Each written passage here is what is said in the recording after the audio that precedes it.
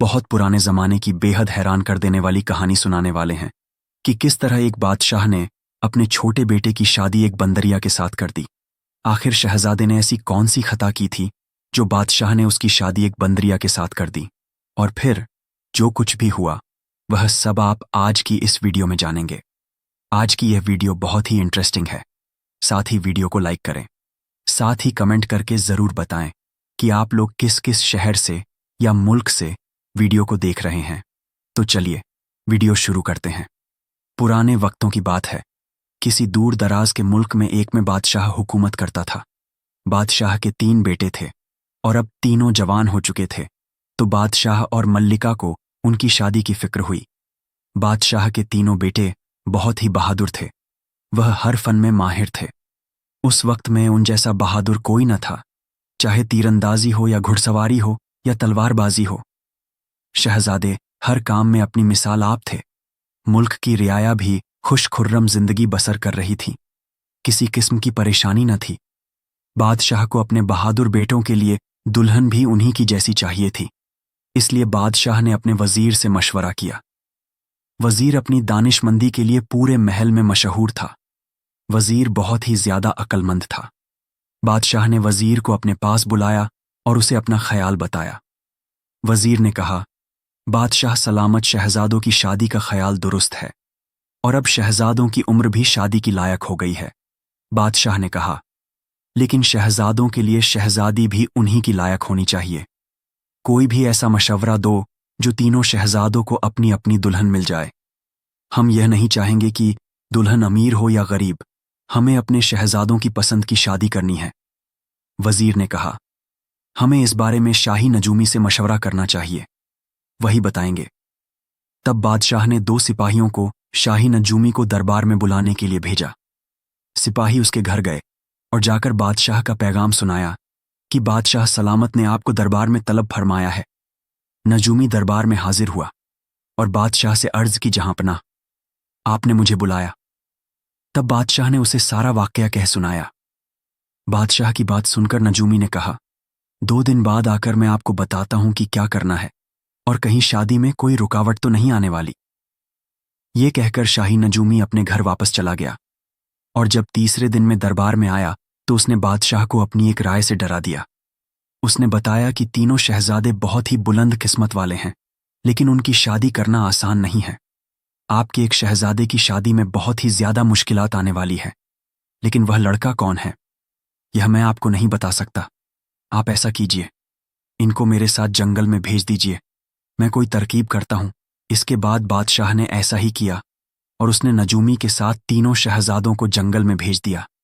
वहां पर एक दरख्त के पास जाकर नजूमी ने कहा, तुम तीनों बहुत ही बहादुर हो और बहुत ही अच्छे तीरंदाज माने जाते हो।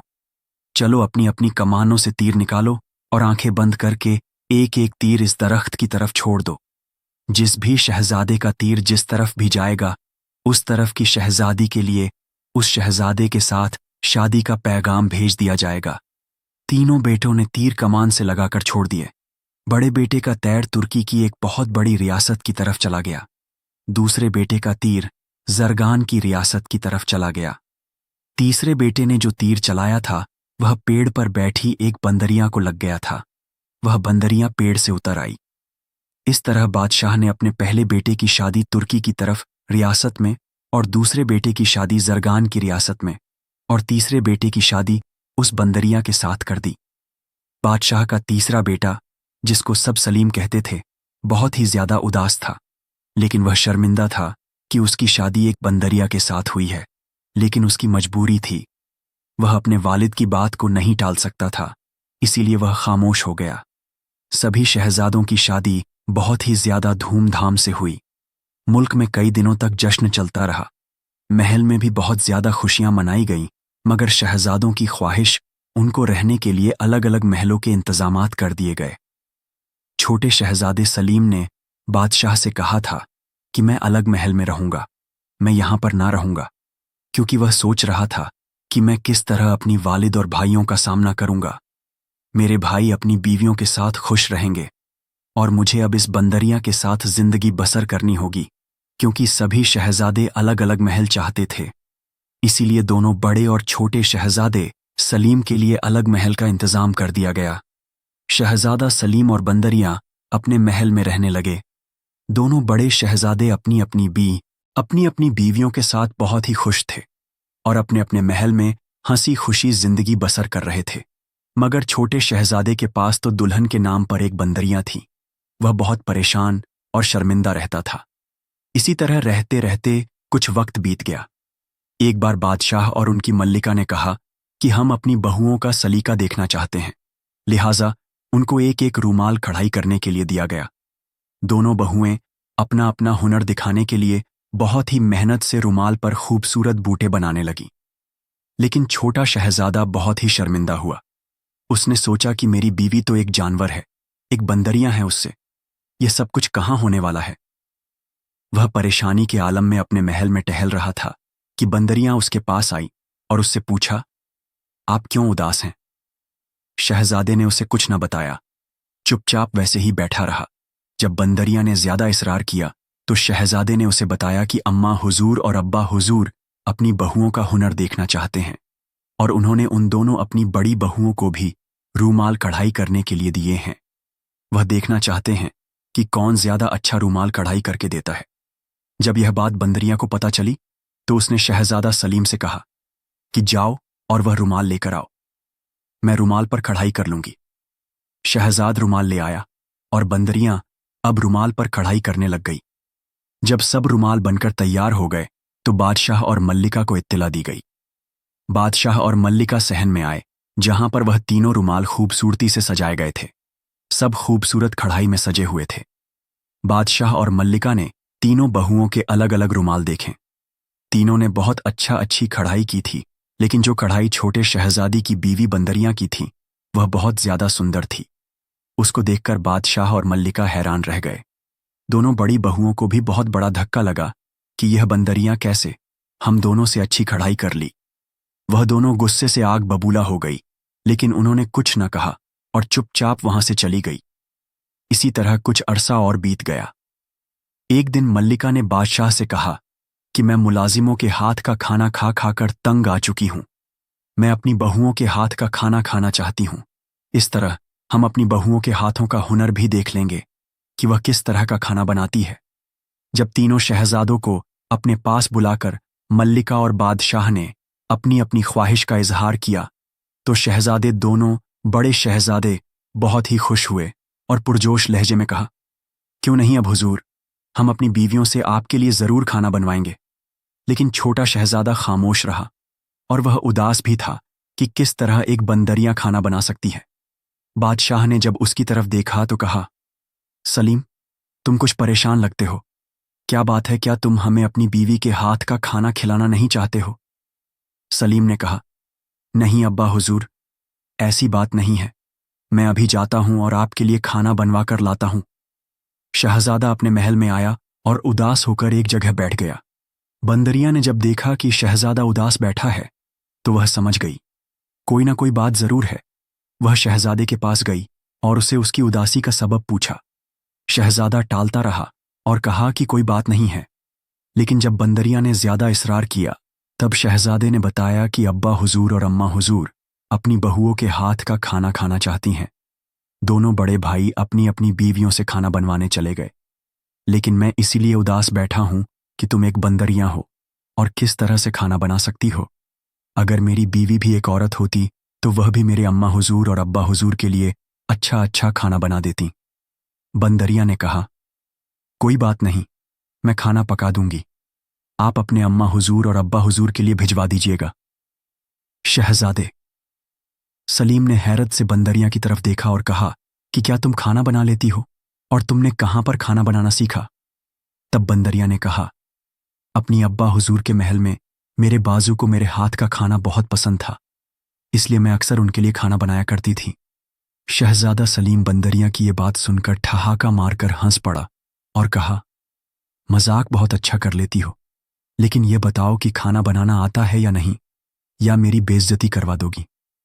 पहले ही मैं इतना शर्मिंदा हूं, कहीं पता चले मैं और ज्यादा शर्मिंदा हो जाऊं। बंदरियां ने कहा, ऐसा कुछ नहीं होगा, मैं खाना बना लूंगी, खाने का सामान लेकर आ जाइए, जो चीज़ बनवाना है बता दीजिए, मैं अभी खाना बना देती हूँ, आप भिजवा दीजिएगा।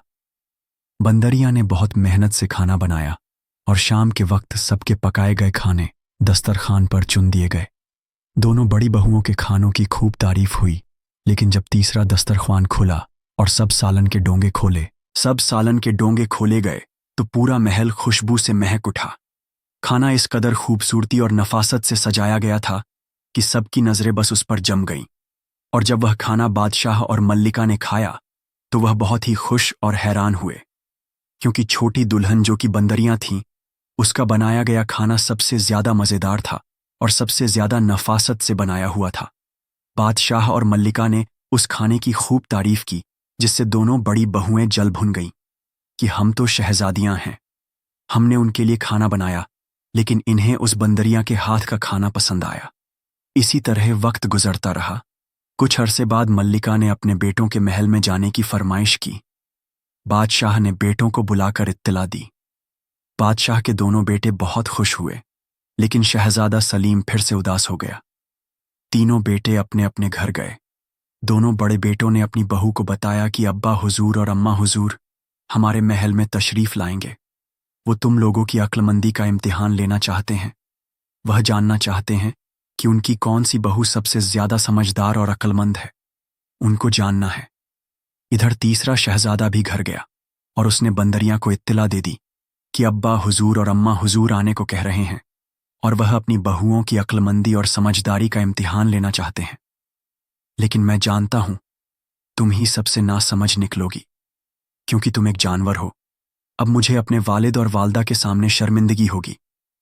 बंदरिया ने कहा, फिक्र ना करें, मैं सब कुछ संभाल लूंगी। इधर दोनों बड़ी बहुएं सोचने लगीं कि देखते हैं वह बंदरिया क्या कर रही है, कहीं ऐसा ना हो कि वह हमसे ज्यादा तारीफें बटोर ले। इसलिए वो बंदरिया के घर आ गई और देखने लगी कि बंदरिया क्या कर रही हैं। वहां पर उन्होंने देखा कि बंदरिया अपने महल की सफाई कर रही है और कोई भी नौकर उसके साथ नहीं है जो महल में उसके साथ सफाई करवाएं, क्योंकि शहजादा सलमान जो बंदरिया के साथ रहता था, उसने शर्मिंदगी की वजह से कोई भी नौकरानी अपने महल में ना रखी थी। इधर दोनों बहुएं कुछ देर बैठीं। उनका इरादा था कि बंदरिया कुछ ऐसा करेगी जिससे बादशाह और मल्लिका उसकी अक्लमंदी के आकार कायल हो जाए। लेकिन यहां पर तो वह घर की साफ सफाई में लगी थी। उन्होंने सोचा, ये तो एक जानवर है और हम इंसान हैं, हमारे अंदर इससे ज्यादा अक्ल है। देखना, इस बार तो हम ही जीतेंगे। कुछ देर वहां रहने के बाद और वह घर आ गई और अगले रोज मल्लिका और बादशाह बारी बारी सबके महल गए और अपनी बहुओं से बहुत खुश हुए। और उसके बाद वह बंदरिया के घर आए, जहां पर बंदरिया के महल के साफ सफाई और बंदरिया का सलीका देखकर वह बहुत खुश हुए और उन्होंने बंदरिया की खूब ज्यादा तारीफ की। उसके बाद मल्लिका और बादशाह अपने घर चले गए। मल्लिका और बादशाह ने एक बार फिर अपने बेटों को अपने पास बुलाया और कहा, हमारा दिल चाहता है कि हम सबको एक साथ देखें और हम सब एक साथ एक दिन महल में बताएं। इस बार छोटा शहजादा रो पड़ा। उसने सोचा, खाने तक और रुमाल तक और घर आने तक तो बात ठीक थी, मगर जब सब बहुएं एक जगह इकट्ठी होगी तो इन हसीन शहजादियों के बीच में मेरी बंदरिया बीवी कैसे जाएगी। लेकिन वह बादशाह और मल्लिका से इनकार न कर सका और अपने महल में लौट आया। जब बंदरिया ने शहजादे को उदास देखा तो उसके पास आई, लेकिन शहजादा गुस्से से बंदरिया पर बरस पड़ा और कहा, कैसे हर वक्त मेरे आसपास मंडराती रहती हो, जाओ यहां से और अपना काम करो। बंदरिया ने कहा, मैं तो सिर्फ आपकी परेशानी को जानने आई थी, शायद मैं उसको हल कर सकूं। शहजादा सलीम गुस्से से आग बबूला हो गया और कहा, मेरी परेशानी तो तुम हो। पता नहीं कौन सी घड़ी थी जो मेरा तीर उसे दरख्त पर जाकर लग गया और मेरी शादी तुमसे हो गई और तुम मेरे पल्ले बांध ही गई। शहजादा बहुत ही गुस्से में था और गुस्से के आलम में बोला कि अब्बा हुजूर और अम्मा हुजूर चाहते हैं कि हम सब साथ में एक दिन बताएं, लेकिन तुम एक बंदरिया हो और मेरे दोनों भाइयों की बीवियां बहुत ही खूबसूरत शहजादियां हैं। तुम उनके बीच में जाकर कैसी लगोगी? मुझे इस बात से शर्मिंदगी होती है। बंदरिया ने शहजादे को तसल्ली दी और कहा, मैं वहां जाऊंगी, लेकिन मेरी एक शर्त है कि आप वहां पर मत आइएगा, मैं डोली में बैठकर अकेली जाऊंगी। शहजादा तो पहले ही शर्मिंदा था, फौरन बंदरिया की बात मान गया। एक एक करके तीनों की पालकियां महल के सामने पहुंच गईं। सबसे पहले सबसे बड़ी दुल्हन पालकी से उतरी, जो बेहद ही हसीनो जमीन लड़की थी और गुलाबी लिबास में बहुत ही खूबसूरत लग रही थी। दूसरे बेटे की दुल्हन ने हरे रंग का लिबास पहना था और वह बहुत सारे खूबसूरत जेवर पहने हुए थे, जो उसकी खूबसूरती में चार चांद लगा रहे थे। और फिर जब सबसे छोटी दुल्हन पालकी से उतरी तो उसके खूबसूरत पैरों में जो गोरे और सफ खूबसूरत सोने की पाजेब जगमगा रही थी। और जब उसने अपनी पालकी की चादर उठाई और बाहर निकली तो मल्लिका और बादशाह तो उसे देखते ही रह गए। उसने खूबसूरत सुर्ख रंग का लिबास पहना हुआ था और वह एक शाहाना अंदाज में चलती हुई बादशाह और मल्लिका के पास आई और उन्हें अदब से सलाम किया। उसके बालों में अफशा चमक रही थी, गुलाबी चेहरा, खूबसूरत होंठ, फुर्तीला बदन, और वह एक फूलों की डाली सी महसूस हो रही थी। बादशाह और मल्लिका ने उसे देखा तो देखते ही रह गए। दोनों बहुएं भी उसे देखकर हैरान थीं। वह तो परिस्तान से उतरी, कोई अप्सरा लग रही थी। सब हैरान थी कि यह बंदरिया इतनी खूबसूरत कैसे हो गई। वह उन दोनों के साथ जाकर बैठ गई। वह इतनी खूबसूरत थी कि उसके चेहरे की रोशनी से सारा महल जगमगा रहा था। वहां पर मौजूद सब लोग हैरत से उस बंदरिया शहजादी को ही देख रहे थे। आज तक किसी ने इतनी खूबसूरत शहजादी ना देखी थी। किसी ने छोटे शहजादे को जाकर यह खबर पहुंचा दी कि उसकी दुल्हन तो बहुत खूबसूरत है, एक परी के जैसी है। तुम तो बहुत किस्मत वाले हो जो तुम्हें इतनी सुंदर दुल्हन मिली है। वह तो तुम्हारे दोनों भाइयों की बीवी से भी ज्यादा सुंदर है। शहजादे ने जब यह सुना तो उसके दिल में शहजादी को देखने का तजस्सुस पैदा हुआ और उसने अपनी शर्त तोड़ दी और छुपकर उसे देखने के लिए महल में पहुंच गया। वह घोड़े पर सवार होकर तेज रफ्तार से चलता हुआ महल के दरवाजे पर जा पहुंचा और वहां एक जगह घोड़ा रोककर उसने अपनी दुल्हन को कमरे में जाकर एक तरफ से देखा, लेकिन वहां पर मौजूद कोई शख्स भी शहजादे को ना देख पाया। शहजादा ने उसे छुपकर देखा। वह वाकई बहुत खूबसूरत थी।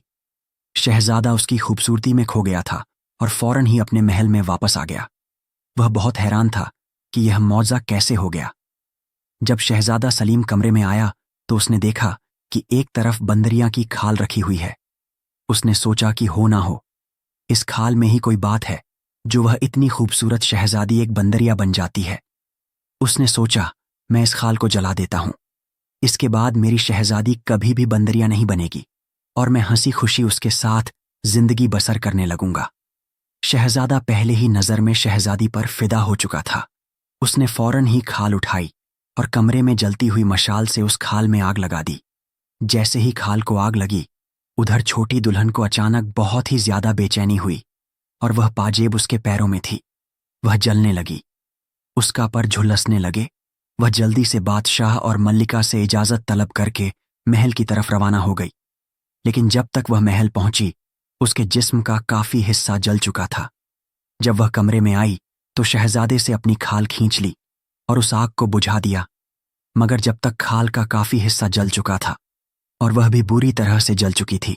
खाल को शहजादे के हाथ से छीनकर वह भी उसी के साथ जमीन पर गिरकर तड़पने लगी। शहजादा उसकी हालत देखकर काफी ज्यादा परेशान हो गया और बहुत ही घबरा गया। फौरन हकीमों को बुलाया गया। सबने बहुत कोशिश की, लेकिन शहजादी का इलाज कर ना पाए। किसी तरह भी उसके जिस्म की जलन कम होने का नाम ना ले रही थी। शहजादी को बहुत ही ज्यादा बेचैनी थी। दूसरे मुल्कों से भी तबीबों और हकीमों को बुलाया गया, लेकिन कोई फायदा ना हुआ। कोई भी उस जलन को कम ना कर सका। अब शहजादा बहुत ही ज्यादा शर्मिंदा और परेशान था। पूरी सल्तनत के तबीब, हकीम अलग अलग तरह के नुस्खे आजमा चुके थे, अलग अलग तरीके से इलाज कर रहे थे, लेकिन किसी भी तरह से जख्मों की जलन कम ना हो रही थी। शहजादी बहुत ही बेचैन थी और दूसरी तरफ शहजादा बेकरार होकर टहल रहा था। वह बहुत ही ज्यादा शर्मिंदा था कि उसने खाल क्यों जला दी। यह सब उसकी वजह से ही हुआ है। परेशानी के आलम में वह टहलता हुआ महल के बाग में आ गया। उसकी बेचैनी किसी भी तरह से कम ना हो रही थी। वह तेजी से इधर से उधर टहल रहा था। जब टहलते टहलते थक गया तो एक दरख्त से टेक लगाकर वहीं खड़ा हो गया और अल्लाह के हुजूर दुआ करने लगा कि ए अल्लाह, कोई रास्ता दिखा जिससे कि मेरी बीवी ठीक हो जाए। वह इसी तरह अपने दिल में अल्लाह से दुआ कर रहा था। इतनी देर में उसे दो परिंदों के आपस में बात करने की आवाज आई। उसने नजर उठाकर देखा तो पेड़ पर दो चिड़ियां बैठी आपस में बातें कर रही थीं। शहजादे ने ध्यान से सुना कि वह क्या कह रही है। एक चिड़िया दूसरी चिड़िया से बोली कि तुमने देखा किस तरह छोटे शहजादे सलीम की बीवी आग से झुलस गई है। तो दूसरी ने कहा, हाँ बेचारी बहुत बेचैन है। तो पहले वाली चिड़िया बोली कि वह तो बंदरियां थी और वह बंदरियां से इंसान कैसे बनी। तब दूसरी चिड़िया ने कहा कि वह बंदरिया थी ही नहीं, वह तो परिस्तान की शहजादी है जिसका नाम नूरबानो है। शहजादी नूर परिस्तान के बादशाह की बेटी है, लेकिन इसकी एक छोटी सी किसी गलती की वजह से इसे इतनी बड़ी सजा और यही जमीन पर फेंक दिया ताकि यह कभी भी परिस्तान वापस ना जा सके, और तब से यह बंदरियां की तरह ही इस दुनिया में रह रही है। लेकिन इत्तेफाक से छोटे शहजादे सलीम का तीर शहजादी बानो को लग गया, जिससे सलीम की शादी बानो से हो गई। लेकिन अब क्या होगा? इस जलन का क्या कोई इलाज नहीं है? कोई तो इलाज होगा, पहली चिड़िया ने कहा। तो दूसरी चिड़िया बोली, हाँ, जिस पेड़ पर हम बैठे हैं, अगर इस पेड़ का फल पीसकर शहजादी के जख्मों पर लगाया जाए तो वह ठीक हो जाएगी। लेकिन यह दुनिया वाले लोग हैं, महंगी महंगी दवाइयां तो खरीदते हैं, लेकिन पेड़ पौधों की कदर नहीं करते जिनमें हर मर्ज की दवा मौजूद है। शहजादे ने अपना चेहरा ऊपर की तरफ उठाया और चिड़ियों का शुक्रिया अदा किया और पेड़ से फल चुनकर महल में वापस आ गया। नौकरों की इतनी बड़ी फौज होते हुए भी शहजादे ने अपने हाथों से वह फल पीसकर मरहम तैयार किया और अपनी दुल्हन के जख्म पर लगाने लगा। हैरत अंगेज तरीके से शहजादी के जख्म ठीक होने लगे और फिर कुछ ही देर में वह अच्छी हो गई। लेकिन वह हर वक्त उदास और खामोश रहती थी। इसी तरह 3 दिन का वक्त गुजर गया। शहजादी बिस्तर पर उदासी के आलम में बैठी थी और वहीं करीब ही कुर्सी पर शहजादा मौजूद था। इतनी देर में कमरे में एक रोशनी सी हुई और परिस्तान के बादशाह और मल्लिका वहां पर आ गए। शहजादी ने जब उन्हें देखा तो वह जल्दी से उठी और उनके कदमों में बैठकर रोने लगी और माफिया मांगने लगी। परिस्तान के बादशाह ने उसको उठाकर गले से लगा लिया और बोले, बेटी, तुमने बहुत तकलीफ उठा ली, अब हमने तुम्हारी खता को माफ कर दिया है। रानी ने भी बेटी को गले लगाया और शहजादे के सर पर भी हाथ फेरा। परिस्तान के बादशाह और मल्लिका ने शहजादे और शहजादी को खूब दुआएं दी और कहा कि अगर तुम लोग चाहते हो तो हमारे साथ परिस्तान चलो और वहीं पर जिंदगी बसर करना। वहां पर तुम्हें किसी भी किस्म की कोई तकलीफ ना होगी। लेकिन शहजादे ने वहां जाने से इनकार कर दिया और कहा कि वह इसी मुल्क में रहकर अपने वालिद और वालदा की खिदमत करना चाहता है। परिस्तान के राजा ने इसकी बात पर खुशी का इजहार किया और कहा है, कोई बात नहीं, तुम यहां पर ही हंसी खुशी जिंदगी बसर करो। इसके बाद परिस्तान के बादशाह और मल्लिका ने शहजादे और शहजादी को ढेर सारी दुआएं दी और वहां से वापस चले गए। उनके जाने के बाद शहजादी बहुत खुश थी कि उसके वालिद और वालदा उससे मिलने आए। शहजादा भी शहजादी को देखकर खुश था। शहजादा शहजादी के पास आया और उसने उससे माफी मांगी। शहजादी ने भी शहजादा सलीम को माफ कर दिया और फिर दोनों हंसी खुशी जिंदगी बसर करने लगे। आपको ये वीडियो कैसी लगी? हमें अपनी कीमती राय कमेंट सेक्शन में जरूर बताइएगा।